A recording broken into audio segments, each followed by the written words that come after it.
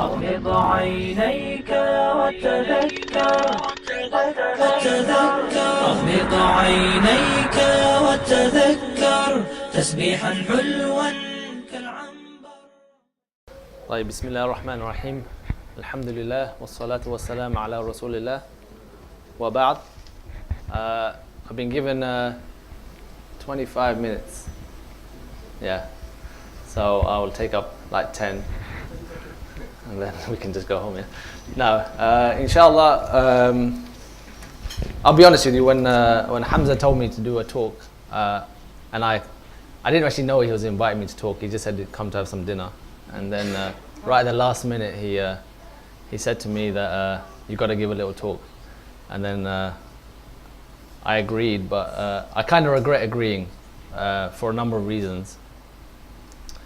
And the main reason was, since I've been studying a number of years now, the more I study, the more I realized that I wasn't really ready to face people in a teaching format, or in terms of giving talks or giving lectures or giving khutbah, any of these things. And actually I started realizing that when I started sitting with some of the major mashayikh we have in Egypt, some of the Azharis that have been teaching and studying and been in the game for maybe 20 to 30 years or even more, really.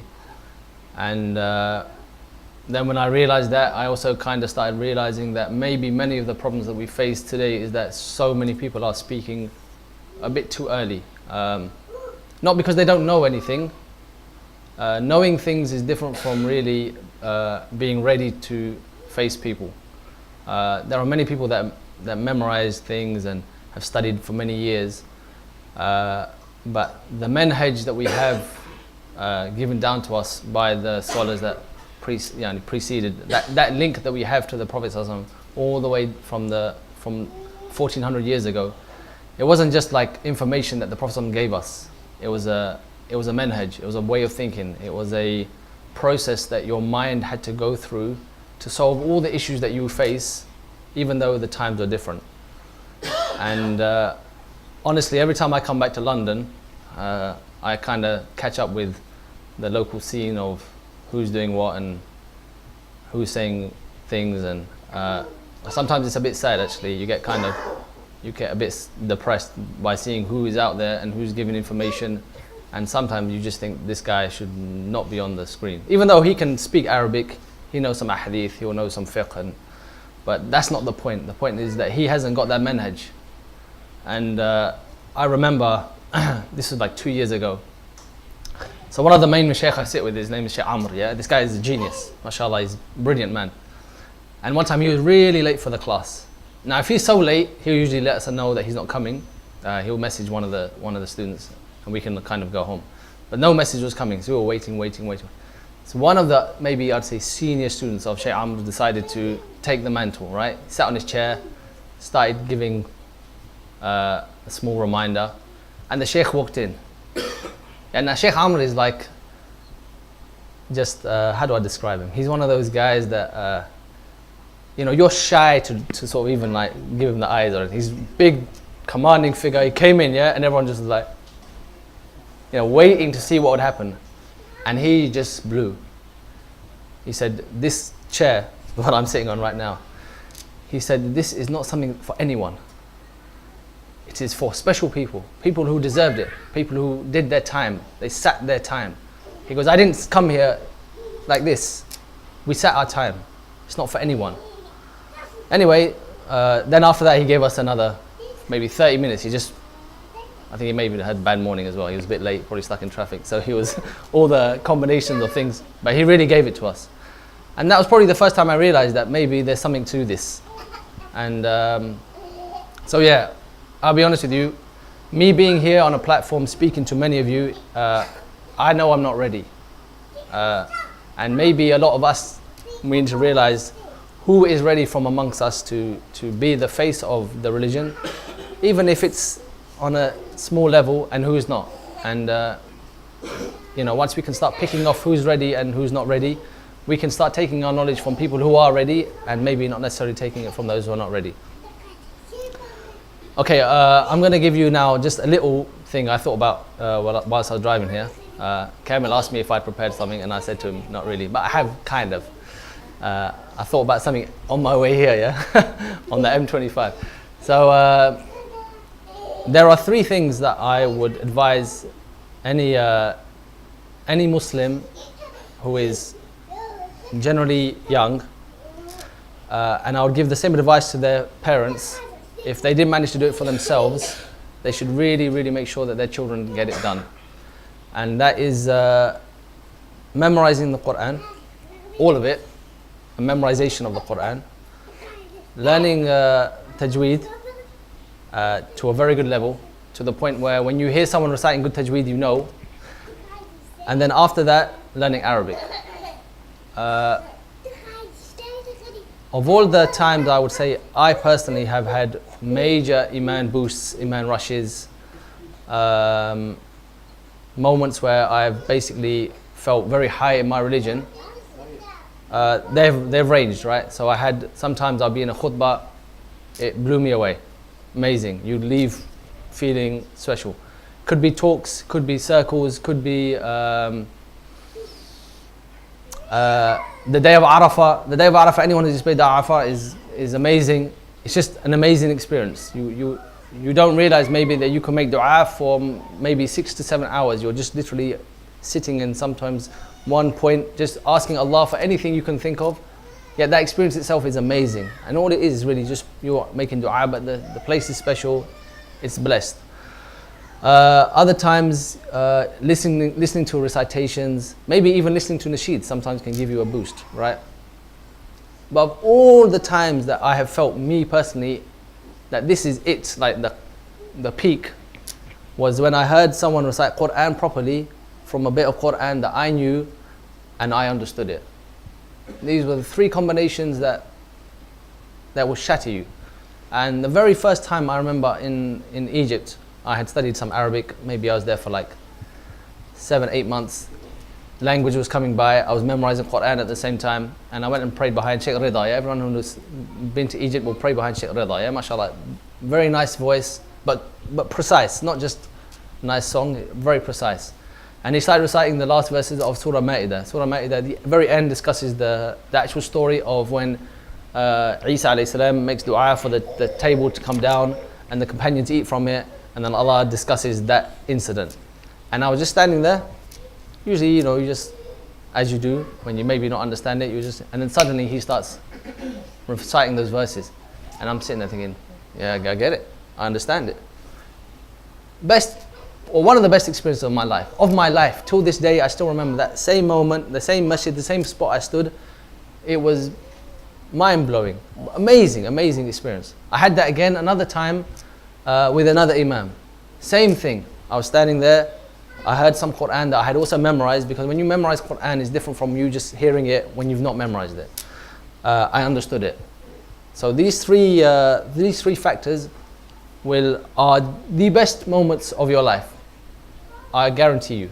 And they are the best ways for you to enjoy your Islam without having anyone else outside. You don't need anyone else for these things. If you're going to go to a talk, or you're going to hear a khutbah, or you need so many other factors for you to have that iman boost, for your iman to rise. But this, you can do it by yourself. You can, after Fajr, if you just recite some Quran yourself, in the night, if you recite some Quran, even if you're on the train, you recite some Quran. If you have these three factors, the enjoyment of Quran is far outweighing than anything else. So, how do we basically go about doing this? If you are young-ish, you're basically at end of your school, early university, even before that, try and start pestering your family to let you go study. You need 2 years, honestly. 2 years you can memorize the whole Quran in a Muslim country, and you can learn Arabic, and you can get your Quran recitation to a good point.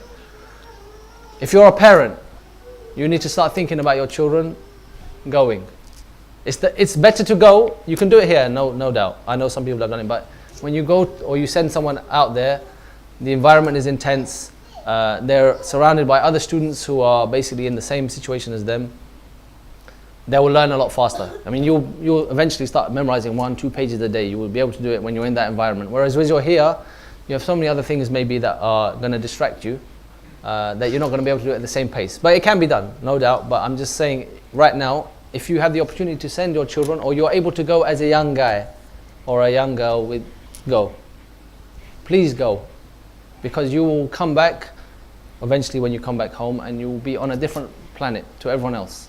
You'll be able to enjoy your Quran like no one else can enjoy it. You can't enjoy Taraweeh. I honestly believe you cannot really fully enjoy it unless you have at least 2 out of these 3 on your side. Otherwise, you literally maybe are just standing there. You can listen as much as you can to the guy's recitation, to the Imam reciting nicely, but if you don't get what he's saying, you're going to drift, you're going to just be there, and it's your ibadah, you're getting points. No doubt you're getting points, but you don't just want to get points. You want to listen to the Quran, you want to enjoy it, you want to understand what's being said, you want to basically put yourself in a position where you get it. You get the information, and it's not just a standing there, which we all have done if we haven't studied the language. You know, I did it when I was younger, and then alhamdulillah I was lucky to go abroad, and then these were the stages. So definitely, year out, 1.5 years, if you're going to take a gap from your school, you're going to take a gap from your university, even after university, make sure you try and go. And if you're a father here or a mother, then think about this for your children and think about this for your grandchildren. My parents, I think, they regret so much not being able to have studied the Quran and studied the language of Arabic. My father, still to this day, he's much older, he will still study like every day, half an hour. He still does it, but I know for a fact that he wished that opportunity had hit him when he was much younger, because he just didn't get it, didn't get the opportunity, and then sort of missed such a big aspect. I mean, possibly the biggest aspect of our religion is that book. Yeah, it is everything. The Quran was revealed to the Prophet ﷺ, he spread that message, and it was the building point of everything that came after it. Everything is built upon that one book. Everything. Even the Prophet ﷺ, he's built upon that book. It is such a vital part of our religion. And so being able to put yourself in a position where you get it. And then after that, you can spend the rest of your life studying Quran in terms of learning some tafsir, picking out the intricacies that exist in the Arabic language, picking out the poetry that's part of the Quran, basically the beauty of the speech, picking out all these different things that will help you enjoy the Quran as you're reading it. But the first stage is, I would advise all you guys here, or if you're not able to do it yourself, especially your next generation, to do that. And the second thing I wanted to discuss with you, which is very different from what I've just been mentioning, but whenever I do come back to the UK, usually it's maybe like 2 or 3 months, maybe 2 months in a year, it's the only time I get to read some English material. Most of my time, if I'm not in the university studying Arabic books, I have basically loads of Arabic books to get through to support my studies. And so this year I came back, and what led me to start reading his book? Yeah, so Muhammad Ali had recently passed away. So everyone was sending me videos of his on the WhatsApp, sending me videos of some clips of his, and especially when he's like giving the dawah, right? And then as I was going through the videos, I got a video of him with Malcolm X. They were standing next to each other, and they were just giving a small interview. And then I managed to start listening to Malcolm X. So this is Ramadan, yeah? So I spent a lot of my Ramadan listening to Malcolm X speeches. Some of his speeches are mind-blowing, yeah? I think I had read about him a long time ago, but this was the first time I started listening to it. He was amazing, yeah? I was like, wow, where did this guy come from? The way that he would take apart anyone who debated him. And then so I got his autobiography. It's about 400 pages, and I just started, I think I read that in about 4 or 5 days. I just was reading it. Of everything that I got from his book and him, the thing that stood out more than anything else was his conviction in what he was fighting for. It wasn't anything else about how good his oratory skills were. what he was even saying. I mean, he at the beginning of his life was talking about how the white man is a devil, that Yaqub was the reason that the white man exists. I mean, he had some very out there theories, right? This was the original position of the Nation of Islam. But he was so, he had so much conviction in what he was saying that anyone who went to debate him had to, first of all, debunk his conviction before they could even get to his argument. He was just, it's not sincerity. Sincerity is something else. It's conviction. I can't think of any other word to describe that. He basically felt what he was saying all the way through him. It was in his actions, it was in his words, it was in his thought pattern. Everything that he said, he was convinced that that was the truth. And even towards the end of his life, if you read it, when he basically went to Mecca and he realized that a lot of what he said might not be really exactly on point, he discovered that basically he met many white people that were Muslims that treated him so nicely, and his ideology that basically the white man itself was the reason for all the problems that the African Americans had faced in America wasn't really true. What was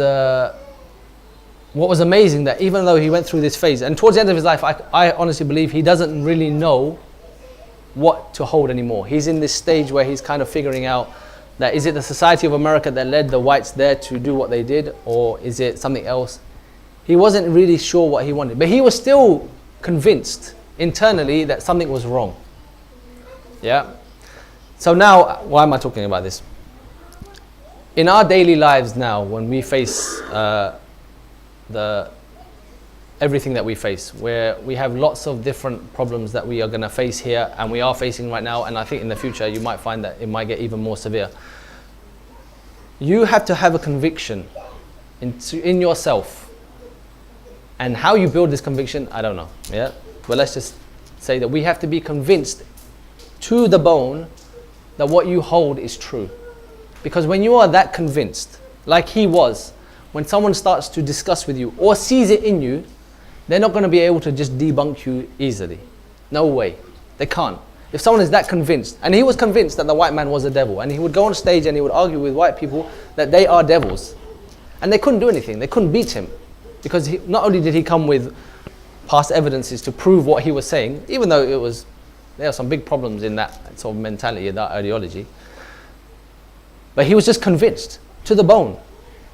So you or us as Muslims, our religion is very complicated. It's not simple when you start discussing with these guys, because they're going to start coming at you with things that are not just, Allah subhanahu wa ta'ala is one, and he sent one messenger and he was the final messenger and he preached.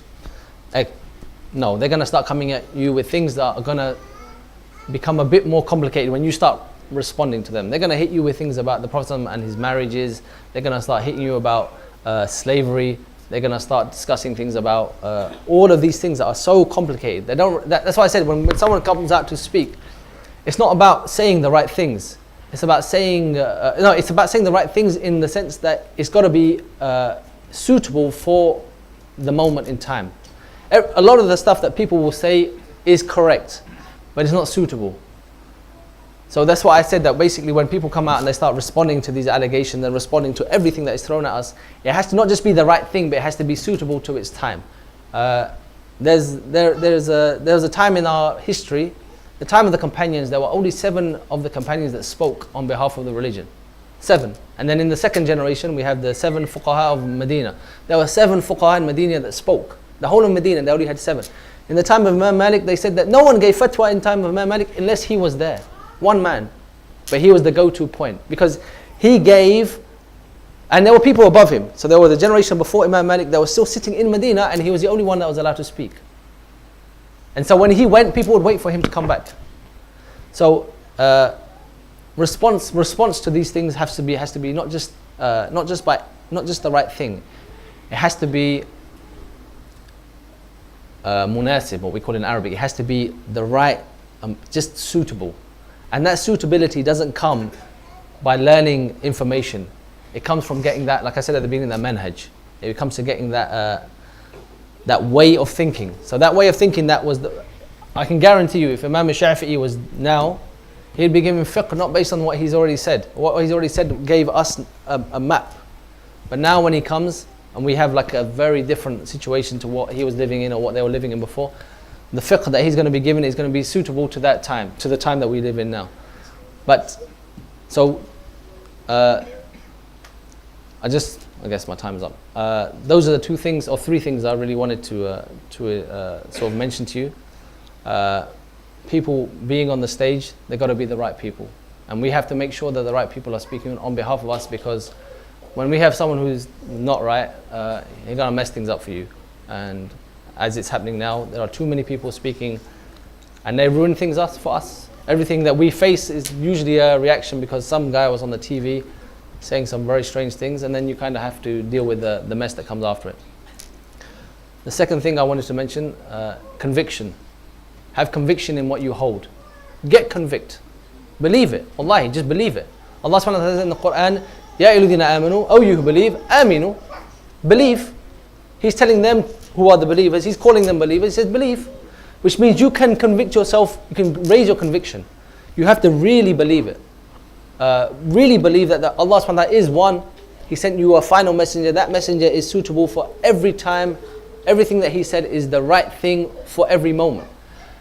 And the only thing that is really maybe confusing a lot of people is that people are misimplementing what he said to not fit how it's meant to be. But what he said is the truth. Everything that he did was right. There's nothing that he could have done that was wrong, because Allah sent him. Allah sent this messenger to do everything that was. He doesn't really do anything except for Allah has given him permission to do it. He's got the angel Jibreel walking with him, telling him this, do this. So everything that he did was right. So remember that if you are ever questioned about anything, if you are convicted in what he did and what Allah sent and the book that you have, no one is going to be able to debunk you, because at the end of the day, he's going to have to break your conviction before he breaks your arguments. And there are probably many, many examples of this. I just found this in one Afro-American guy who hadn't studied anything about Islam in prison. Okay, yeah, he studied hours and hours and hours of different things, but if you hear some of his talks, he doesn't even say the Shahada correctly. He can't even say it properly. But he was convicted, and everyone after him realized that this guy was actually upon something that was going to change something. And now maybe all the things that happen after him are, he's a part of it. Him and some big players like Muhammad Ali, and also even Martin Luther King, and all of these big figures that came in the history. All the Afro-Americans now are basically reaping their works.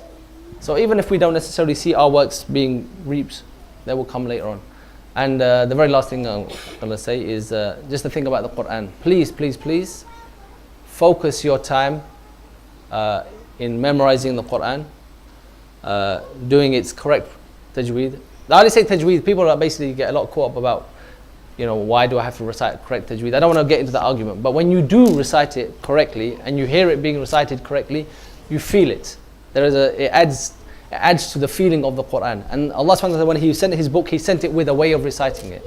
At the end of the day, Allah subhanahu wa ta'ala had sent it with these rules and regulations for a reason. So when you hear the Quran recited with these rules and regulations, it increases automatically your connection with the Quran. And the third thing is learning the language of Arabic. These three things are vital to your personal development as a Muslim and your personal ibadah as a Muslim. Your ibadah as a Muslim will skyrocket once you have these three things. And you'll be able to just pick up the book. Anytime I can pick up the book now. There are passages of it which I understand. And some people, you've got to move across a language, read it in Urdu, read it in English, read it in another language to get it. It's not the same. That Arabic that it was written in was written, it brought its essence. It's the main bit of the Quran. أقول قولي هذا واستغفر لي ولكم واستغفر إنه هو الغفور الرحيم. جزاكم الله خير. سبحان الله سبحان الله سبحان الله الحمد لله سبحان الله سبحان الله سبحان الله سبحان الله سبحان الله الحمد لله سبحان الله